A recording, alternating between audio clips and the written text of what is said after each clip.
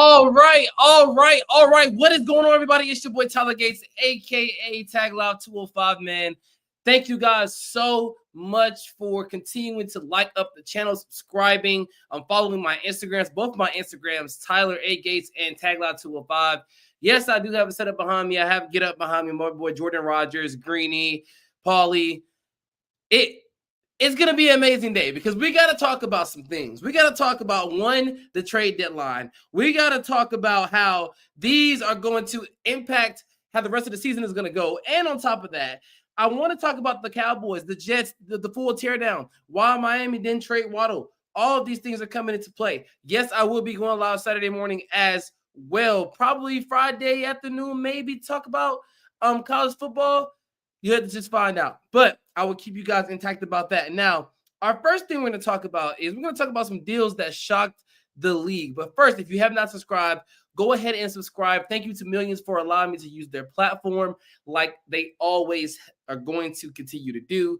And we have a great partnership together, and we wish to keep that going. So thank you guys so much over there at Millions.co. Scott,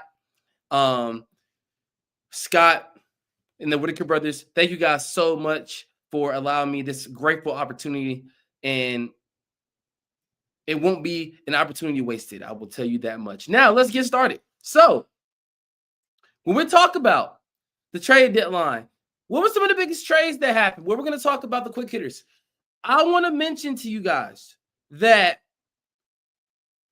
Sauce Gardner wasn't even available unless they got the package that they did from Indianapolis yesterday. So you're telling me the Falcons could have gave away 2 first-round picks, even though that wouldn't have been logical because the Rams have our first-round pick, to get Sauce Gardner to get some help for A.J. Terrell. Not to say that Mike Hughes is not Mike Hughes, but still, when we are talking about the Falcons and cornerback help, what do we need right now? We need some help over there in that defensive secondary. Somebody to partner alongside A.J. Terrell and some offensive linemen for sure. Trevor Penning, I mean, I don't want to check with the Saints, but he would have been filler. I mean, he's not bad, but he ain't good either. You know what I mean? And he got traded to the Chargers, by the way. It's a pretty good move considering that Joe Alt and Rashawn Slater are both out due to injury, and Justin Herbert feel bad for the man because he has nobody. But now you have somewhat of a filler hole there, right? I still feel like the Chargers can go to the Super Bowl. I still feel like they can. But the Colts have overtaken everybody in the AFC for what they did yesterday. I'm sorry. Yes, Sauce Gardner, that's understandable. He's not really what's the word for it? He's not really a blockbuster in terms of box office. He's still box office, right? He's still box office. That's what some people like to say. He's not a box office anymore. He's box office. He was just on the New York Jets. And yes, the New York market helps him out a lot. But the Jets are the Jets and the Giants are the Giants. We understand that. Now, Quinnen Williams, that was the one I was like, they traded him to the Cowboys. Now, Jerry Jones talked about we had a trade in place. We had an agreement in place. When Logan Wilson got traded, I'm like, this must be the big trade he talked about. No. He actually kept his word, and he got one of the best defensive players in the league, Quinnen Williams. Bravo, Jerry Jones. I got to give you a hand clap on that because not only did you keep your promise, you executed a plan for the trade deadline. You went out and you got the player that you wanted. Now, how does that help you defensively? Quinnen Williams can only do so much on that defensive line. And not to mention, Mazi Smith, you traded him away in the package for Quinnen Williams. Mazi Smith, in my opinion, was being underutilized. He was being underutilized in that offense. I mean, in that defense, excuse me. So, you put him in this package to make it work. Obviously, player had to be probably involved. But I would have loved to see him and Quinnen Williams together attacking the quarterback. You say you want to stop the run, you just stop. You just traded somebody who was actually decent enough to help you away for a guy that is going to be, without a doubt, I don't want to say future Hall of Famer just yet, but he's on that trajectory in Quinnen Williams. Now you put him on the Showtime Cowboys, Jerry's world, right? And Big D, can they win a Super Bowl with this defense? Hell no. But what I will tell you is that they can get to the playoffs. And when they get there, is their defense going to execute the way that we are expecting them to with all these additions? That's the biggest thing for me. Rashid Shaheed traded to the Seahawks. That right there was definitely a trade where I was like, it was confusing at first. But then when I looked at the roster and I saw that Bobo was hurt, and I saw that Cooper Kupp was dealing with some things. You want to talk about JSN being probably the offensive player of the year if it's not Jonathan Taylor or Bijan Robinson. I mean, guys, we're talking about a revolution getting ready to happen in Seattle with Sam Darnold reviving his career, JSN becoming a household name in terms of wide receivers in the NFL, top 10 for sure this season. And now the Seahawks want to play this new brand of football under Mike McDonald. They want to get to the playoffs. They eventually want to win a Super Bowl with this new squad eventually, and they can, right? And the move to get Shaheed kind of distracts the defense just a little bit from JSN. Of course, you might have to assign a wide receiver off the practice squad somewhere, just poach one off the practice squad just to get some. And guys, I am not applauding both. I'm not applauding the Saints for their trade deadline because they could have did a lot more. They could have traded Alvin Kamara. They could have traded not only Trevor Penny, which they did move. They could have traded Alvin Kamara. They could have traded Alontae Taylor. They could have traded Demario Davis, which we all thought they were going to move. It's okay, though. It's okay. It's okay. But moving on, speaking of everything being okay, everything is sitting high and fine at Indy right now. Landing Sauce Gardner, and I just talked about it briefly. I want to spark a debate here with this one. Top 5 defense in the NFL, for sure. You now have an elite cornerback with the elite coverage that you already have in the secondary with Kenny Moore, Charvarius Ward, and others. Then it brings up the question, did Indy give up too much too soon? Now, Chris Ballard was on the hot seat. I don't think he's on the hot seat anymore. I think now he's proving to us why he should be considered a great GM in this league right now. You're willing to take those sacrifices in order to make sure that your team is put in the best position possible to win a championship. And I applaud, once again, Chris Ballard for making that happen, because if it had not been for the Colts going out and getting a Sauce Gardner, I think it would have been an underwhelming trade deadline for them. Nobody saw this coming. And the Jets GM, Darren Mogi, said that this trade, or these talks rather, matriculated in the coming days. It was definitely something that they inquired about over the past 48 hours and were able to get a blockbuster deal done because Indianapolis kept adding and kept adding. So, compared to the Chiefs, Ravens, and Bills, I gotta say, they're winners. They're winners, which begs the question, are they the new favorites in the AFC? Yes. Right now, I got the Colts winning the AFC. That may sound stupid, but Sauce Gardner is him. When he is on a good team, he's already good. You put him around people that's actually in a winning environment, he can change that. Right? Him and Alec Pierce both changed Cincinnati when they were there. What make you think they ain't going to be a big part of changing the Colts? Taking them back to the glory years and having them compete for AFC championships and Super Bowls with Peyton Manning and Edgerrin James and Joseph Adai. We can go on. Reggie Wayne, Marvin Harrison Sr. We can go on. Jeff Saturday and the boys. We can talk about it. Marlon Jackson. We can talk about it. Right? We can talk about it. And I am ecstatic for what the Colts did at the trade deadline. Not only getting Sauce Gardner, yet she gave up 2 first-round picks, but it's going to be well worth it because now you get to go up against the Chiefs. Now you get to see what the Bills defense can do against your offense. But this is about the Chiefs offense, the Bills offense, and the Ravens offense, more importantly. Yes, the Ravens, I don't have them making the playoffs, but still, you got to put them in the conversation. We're talking about teams in the AFC. When we are discussing Denver Broncos, Indianapolis Colts, they have a long history. They have a long history. Andrew Luck beating Peyton Manning in the playoffs. Peyton Manning going from Indianapolis to Denver. I think maybe this could be the AFC Championship game. Colts, Broncos, don't be surprised. Broncos been great this year. Bo Nix, in my opinion, should be in MVP conversations. They've been good this year. So that brings up the talking point. Has Chris Ballard finally gone all in for a Super Bowl? That's a one-word answer. Yes.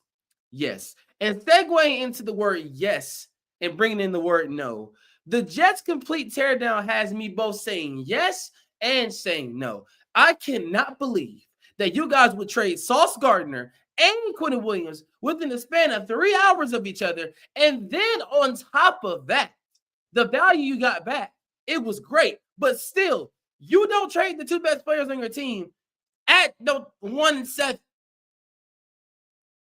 You don't do that. Darren Mulkey, first year as GM, couldn't have gone worse. But I will say, what he said yesterday gave me a little bit of hope as a football fan for the Jets. Jets fans may not see it, but quote unquote, this is what he said. This is what he said. And I'm going to read it to you. The goal is to always win. The goal is always to win. The goal is always to win. I watched the 9-minute press conference yesterday while I was cooking dinner. I watched the 9-minute press conference. He seemed very shell-shocked out of it. Yes, I get you tired, but let's perk up a little bit because you need to answer these questions and make sure these questions are on point. We must understand that the Jets have a plan, a long-term plan rather, for the future. And probably they didn't see Sauce Gardner and Quinnen Williams in the future if they didn't get the picks. As you can clearly see the picks behind me if you cannot see them. Look at all those picks they got. Look at all those picks they got. That is a ridiculous amount of picks that they can utilize correctly. But it's the Jets, so they're going to mess it up. But if they want to tank for Arch Manning, if they want to tank for Lenore Snillers, if they want to tank possibly for a Todd Simpson, who you guys know I don't like, if they want to tank for a Dante Moore who better fits their system, if you want to tank for a Mendoza who I believe better fits their system as well, that is the perfect opportunity for the New York Jets to bounce back in this rebuild that they are about to embark on. Garrett Wilson probably gets traded in the offseason. Honestly, Quinnen Williams' brother, will command the market as well. Justin Fields, will he get traded? I do believe so.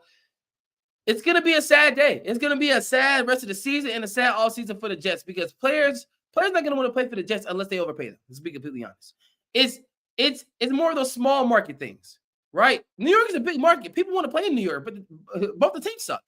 So the Jets are now relegated to more of a small market team because now they got to overpay for guys to come to a sucky situation in the New York Jets with Aaron Glenn as their head coach, who I believe can lead them to their glory days, who played on those Jets teams and know what it's like to win and lose. But still, the rebuild is on. Don't let it fool you. Don't let what he says. Look, the goal is to always win for every team. But what you have to say to respond to the media is, Jet fans, we need you. You are the backbone of this organization. You continue to make us go. You buy the tickets. You support us on Sundays. Yes, you have fans crying. Yes, you have fans doing all this. But if you are not there to support us and there to support me as the general manager of this team making all the decisions, how am I supposed to function? Yes, the head coach, Aaron Glenn, yes, he's struggling right now. Yes, we're 1-7, 2-7, whatever we are. But we're not going to struggle as long as you guys continue to support us and have the right to be mad. Because Darren Moogie should be fuming at the Jet fans for not appreciating, yes, you trade away the two best players. They ain't never getting over that. But still, at the end of the day, if I am Darren Moogie, the GM of the New York Jets, this is what I am telling fans. Do not be afraid. We are going to make sure that the New York Jets football organization is back to the ways of winning soon enough. It may take a minute, but they will be back to winning soon enough. Arch Manning, whoever the quarterback is of the future, they better be ready. Jackson Dart seems to be taking it on full on head, right? Jets quarterbacks in the past? Shall we talk about them? Sam Darnold is the only one who panned out. Not on the Jets anymore. So, what is that going to tell me? They got to figure it all out. They have to find their identity. Breece Hall, gone too. A.D. Mitchell, I like him. You keep him, develop him, right? As possibly a wide receiver 1 or 2 for you long term. I can see it. Go draft some taller wide receivers. Go trade for some taller wide receivers. Go sign some taller wide receivers off the practice squad. Build your foundation, because the foundation right now is looking very rough. The before and after of the roster is terrible. It's terrible. Anyway, speaking of teams being terrible, let's talk about the Dallas Cowboys. They went out and got Quinnen Williams. They're still terrible on defense. Quinnen Williams helps them a lot. What they gave up for them, or for him rather, a first-round pick and more. I thought it was going to be a lot. Mazi Smith, like I just stated recently, was a part of that deal. I did not like that. The way it was handled, his exit, very weird. And the report, everything comes to light after it's done. Quinnen Williams reportedly wanted out over the past couple of weeks and grew frustrated with the organization and the front office. Do I blame him? Absolutely not. The way he went about it, I do blame him. Talk to your agent. Make sure your agent doesn't leak any of your information, and we can handle that, right? The way the Cowboys are probably going to be defensively now has me thinking, as I'm reading here, not only did Jerry Jones promise a blockbuster Monday night, he promised a big trade. He didn't say blockbuster, but he promised it was going to be big. You got Logan Wilson and Quinnen Williams. In my opinion, that's two greats. I mean, they're both going to be good. It's just a matter of time to see where they're going to put them in this defense and how this defense is going to grow and execute with each other in the second half of the season. That is the only thing the Cowboys fans can really bank on at this time defensively. Trayvon Diggs has fallen off a cliff. Haven't heard from him in a minute. Deron Bland got paid and just don't know how to play football anymore. Haven't heard from him in a minute. Now you got Quinnen Williams. Is he arguably the new face of the defense? Yes, he is the new face of the defense, and I'm going to tell you why.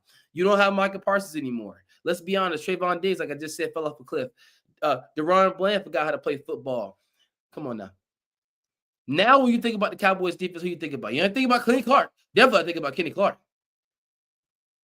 Boy, him 30. You ain't think about Kenny Clark. Now it is Quinnen Williams' defense. It is Quinnen Williams' defense.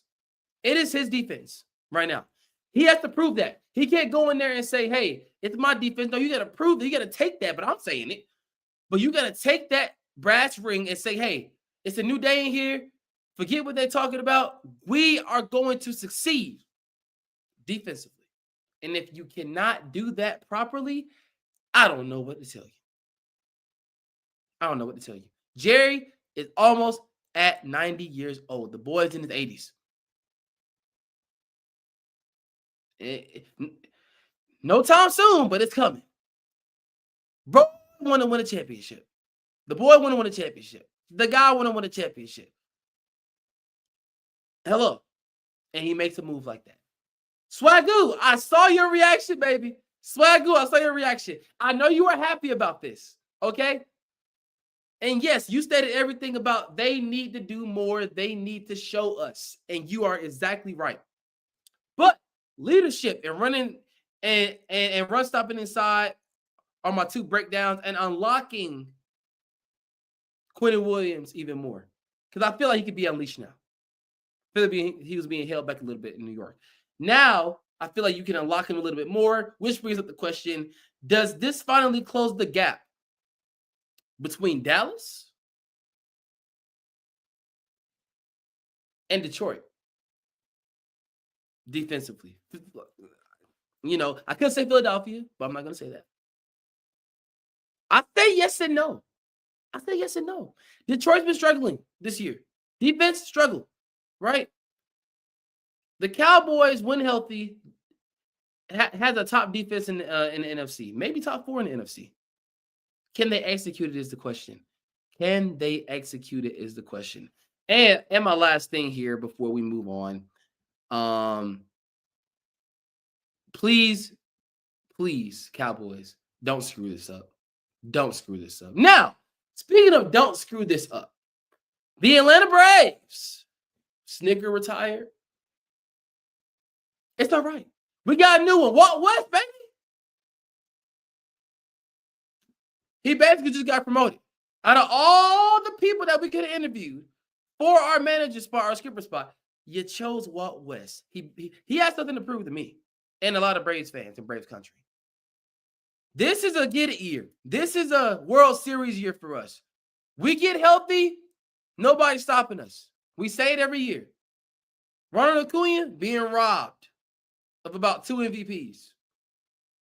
Matt Olson, years being wasted. Come on, guys, what we doing? Ozzy Albies is back. Picked up his option. That's what Double A said. Alex Annapolis, Double A. That's what he said on the podcast. That they're picking up his option. Nacho Alvarez, will he be the long-term shortstop? Maybe. We did draft Tate Southerson in the draft in June or July. 2029 is the ETA, apparently. I need him up in 2 years. Just saying. There's a lot of things with this team right now. A lot of things with this team. Ozuna ain't coming back.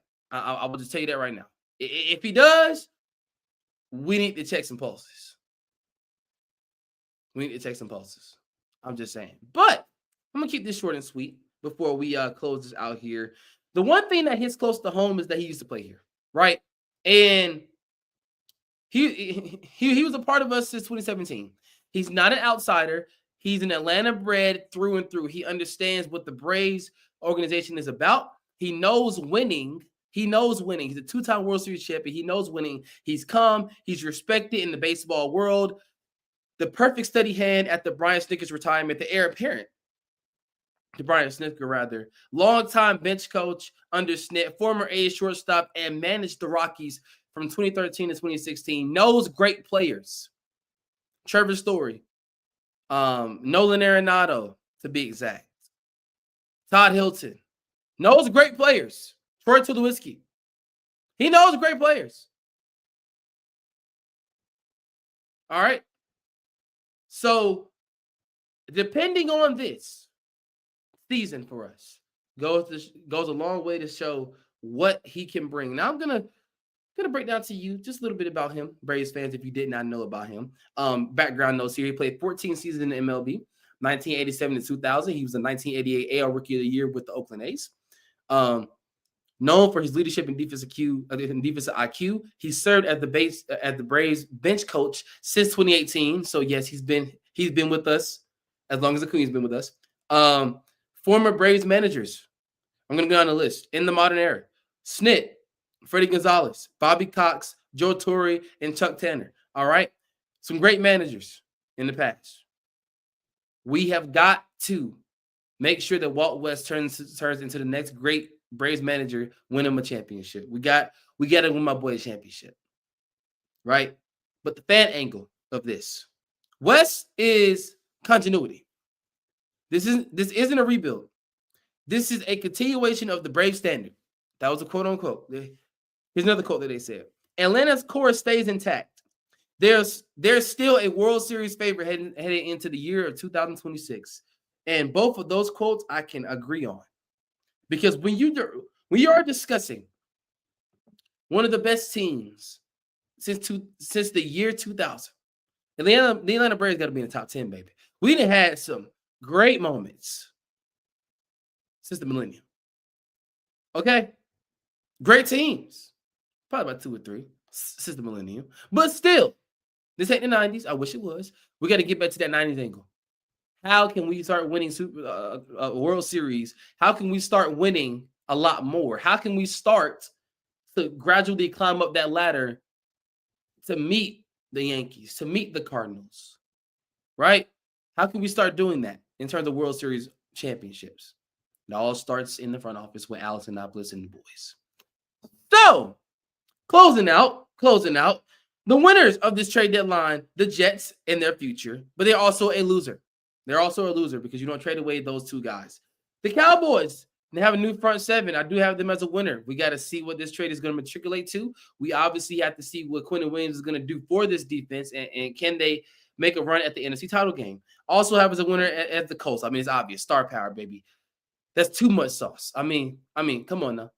Come on now. What did you say? That's too much sauce. In Indianapolis right now, got too much sauce. So they're a winner. The losers, the Dolphins, just stood still. Yes, Jalen Waddle, I understand you don't want to trade him, but my goodness, you could have got 2 first-round picks for him. At least one, and then a player. I mean, come on now, guys. What are we doing?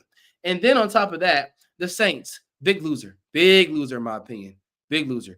You could have traded away Alvin Kamara. You could have traded away Alontae Taylor. You could have traded away Demario Davis. You probably even could have traded away some of your younger players to just get assets back. Not saying Kool-Aid McKinstry, but other players as well. Like a Cesar Ruiz was on the trade block. You didn't trade him. I don't know why.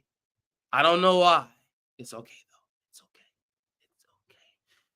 So, at the end of the day, don't think about it too hard. As fans, let's think about this trade deadline as one of the best of all time. Currently, can the Colts beat the Chiefs in the AFC Championship game? How will the Bills bounce back after not acquiring Deebo Samuel? I didn't mention that one. The Falcons with their new kicker,